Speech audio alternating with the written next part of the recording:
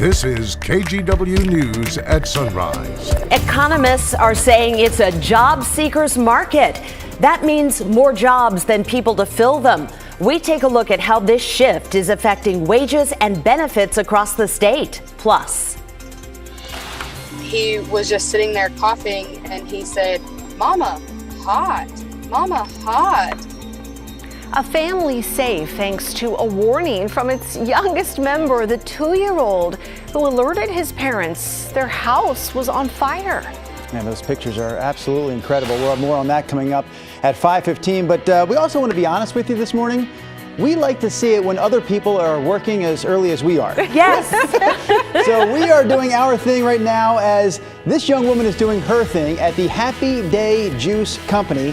We're talking healthy drinks this morning. You can drink your veggies on this Wednesday. Sunrise photographer Eric Patterson is behind the scenes there at Happy Day Juice Company. We'll have more information, including where the heck this place is located, coming up a little bit later this morning. Oh, I've cheated a little bit. I'm looking at their menu. That cucumber thing looks good. Strawberry field smoothie. Maybe Eric will bring us back a little something, something. Yeah. What's it called on the menu? Is it called that cucumber thing? No, that's just mine. I couldn't find that. I found the strawberry drink that I want. Good morning, Rod. I was gonna say, it's probably not the way the marketing brochures looks.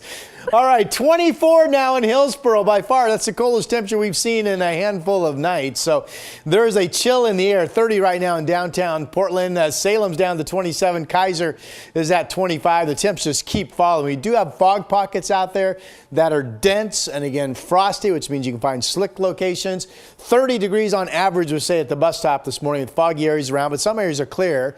And our temperature forecast for today gets us back up to about 48 degrees this afternoon with sunshine. Rod, thank you. First this morning, we start with jobs and the economy. A lot of people are asking, where is everyone? There are so many open jobs right now, including for our director. No, come on now. That's I'm harsh. Just kidding. That is harsh. Low blow. It's a low blow. Okay, let's get back to the economy story. In fact, there are 7 unemployed people for every 10 openings right now. But Oregon's unemployment rate is virtually back to the same low number that it was right before the pandemic at 4.1%. Alma McCarty took a closer look at the numbers. 2 years ago, the pandemic forced closures and layoffs. Many filed for unemployment for the first time, trying to make ends meet while dealing with all of the other COVID-related challenges. Now, economists say things are on the rebound in a big way. So the economy right now is in honestly really good shape. Hiring has been really at full steam, particularly since the summer, when Oregon employers reported a record number, 107,000 job openings just in the summer. Josh Lehner and Gail Krimenauer are both economists for the state of Oregon. They explain 2021 ended with more than 100,000 job openings in the state. Prior to the pandemic recession, the largest number of job openings they'd ever seen was about 67,000 in the summer of 2017. The biggest constraint in the economy right now is labor. It's harder to find workers today than it was, 2-3 years ago. What that means if you're a job seeker is likely, if you're looking for a job, you could get multiple job offers. And have the opportunity to take the one that has the best combination of wages, benefits, and perks and flexibility. More jobs than unemployed people seeking work, and a current unemployment rate at 4.1%. Great for job seekers, harder for businesses. The demand for workers is driving up wages across the board, according to Lehner's latest report from the Office of Economic Analysis. One of the tools that they've been using quite readily is raising wages to attract workers, right? The average wage in Oregon since the start of the pandemic is up 17%. On a full-time basis, that's equivalent of like $7,000 or $8,000 a year for the average Oregon worker, which is just a really big increase. Krimenauer explains each industry has different difficulties in finding and retaining workers right now.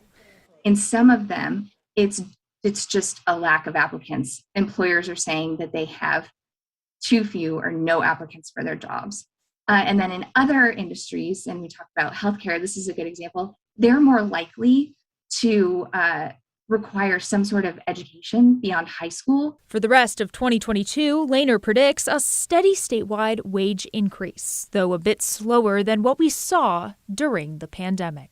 We do think labor supply, the number of people actively looking for a job, will increase, this year and next. Alma McCarty, KGW News. Despite those positive signs, many people are struggling to pay for basic necessities. So today, Oregon is reopening its rental assistance program to try and help. Devin Haskins is joining us live in the newsroom with more details. Devin, this is the program that had to shut down last month. Yeah, Brenda, it shut down in December because it was running out of money and struggling to hand out the funds it had promised people. The Oregon Emergency Rental Assistance Program has handed out more than $235 million in rental relief to landlords and tenants, helping more than 33,000 households. That money came from the federal government. This time around, they're hoping to help between 7,000 and 9,000 people. Here's some things to know. Once you apply, you can receive so-called safe harbor eviction protections, but you'll need to provide proof of your application to your landlord. And the state says they have limited funds, so applying for relief isn't a guarantee that you'll get approved. This is not a first-come, first-served program. Households with the most need will have priority. Again, new applications starting today. They'll be accepted starting today. However, the state hasn't given a firm due date for applications, so you'll want to get yours in as soon as possible. The window to apply, it opens at 10 o'clock this morning. And if you need help, we got you covered. We have more information on how you can apply at kgw.com. You can also visit the website, OregonRentalAssistance.org. Drew? All right, Devin reporting live for us this morning in our newsroom. We also want to tell you this morning about a new report that also shows as more people move into the Portland area, there's a cost of living increase here that continues to go up. A recent report from FilterBuy found that Portland saw a 22% cost of living increase from 2010 to 2020. Demi Lawrence can speak to that. She's a reporter with our partners at the Portland Business Journal, and she also just moved here herself a couple of weeks ago. She talked to us about one of the main reasons so many people moved here over the past 10 years. Jobs were the biggest draw, according to this other study with United Van Lines, for folks moving to Oregon, with 44% of folks in this study citing employment as the reason for their move to Oregon. According to that same report, Portland had the country's third highest rise in cost of living between 2010 and 2020. The only places that were higher? Anyone? Anyone? How about Denver and Seattle?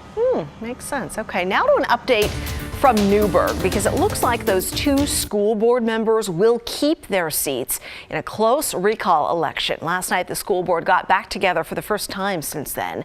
So after a week of counting ballots, Dave Brown and Vice Chair Brian Shannon each got 52% of the votes, and that keeps them on the board. 48% of voters said they should be recalled, but that's not enough. The recall started after those leaders proposed banning Black Lives Matter and pride flags in schools. Then they later changed it to banning, quote, anything political. Other residents asked the board to set aside political debates and focus on the students.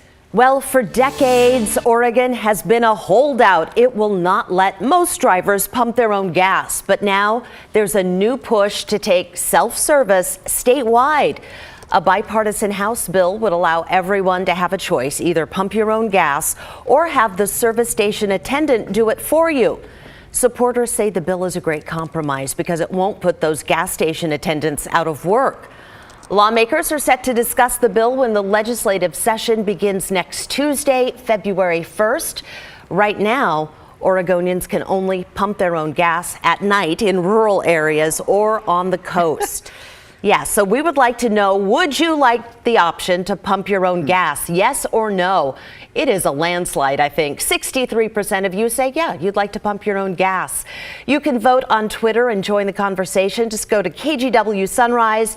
The poll is pinned right there to the top of the page. What do you guys think? An option's not bad. Might as well, right? If you don't want to, you can still wait. The only downside would be jobs, right? I always think of the person who's actually pumping the gas, and they say with this option, you don't lose those jobs. But then how does that work at the gas pump? But they say they're having trouble hiring anyway, and there's long lines at gas stations because you're waiting for an attendant. So if you want to hop out and do it yourself.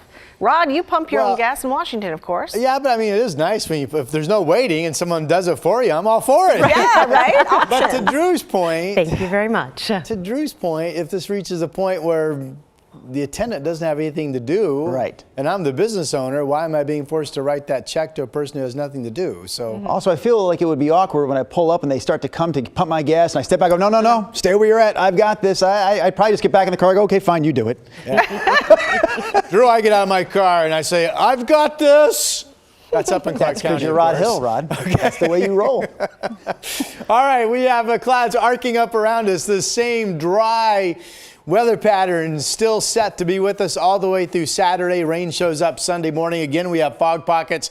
And let me tell you, my personal experience, you couldn't see anything on the Fremont Bridge. I mean, literally, I had to hit the brakes and slow down in a hurry. And then I also had trouble eyeing the off-ramp to Burnside off of 405. That's how dense it was and poor the visibility when I came in. So we still have some of that going on. Salem, you're clear. And by the way, Salem, you finally got sunshine yesterday and you warmed to 51 degrees after seeing a high the day before of only 39. These are the coldest numbers we've seen in a while, though. Salem's 27, PDX 29. Kelso's above freezing, currently at 33. And our numbers for today. This shows Salem only 46, maybe get warmer than that. I do expect everybody to clear out once again. We still have east winds out near the gorge. Yesterday they were bouncing to 35. Now those winds today expected to be more like 25 miles per hour. This shows all of southwest Washington and the mid to upper 40s as well with sunshine coming. 7-day forecast, really little change overall to speak of through the day Saturday. Sunday morning is when the rain chance starts, and that's likely rain times into Wednesday of next week. Right now at the lowest, snow levels somewhere between 1,500 and 2,000 feet next Monday and Tuesday. And if you're wondering, the back half of next week, we go dry and fairly mild again. Back to you. Rod, I have a suggestion for you. I feel like you should stay tuned through the commercial break. In fact, all of our viewers should stay tuned through this next commercial break because we have a pretty incredible story on the way. It's a story that proves you're never too young to be a hero. He saved our entire family. I mean, he is our little mini hero. We're going to hear from that couple whose 2-year-old alerted them of a fire that wound up destroying their entire house. It is an incredible story that we have here in 3 minutes. But before we get to that, we have a Verify report this morning about the blood shortage going on here in the U.S. right now. Our Verify team will answer viewer questions about donating blood during the pandemic. That's right after this.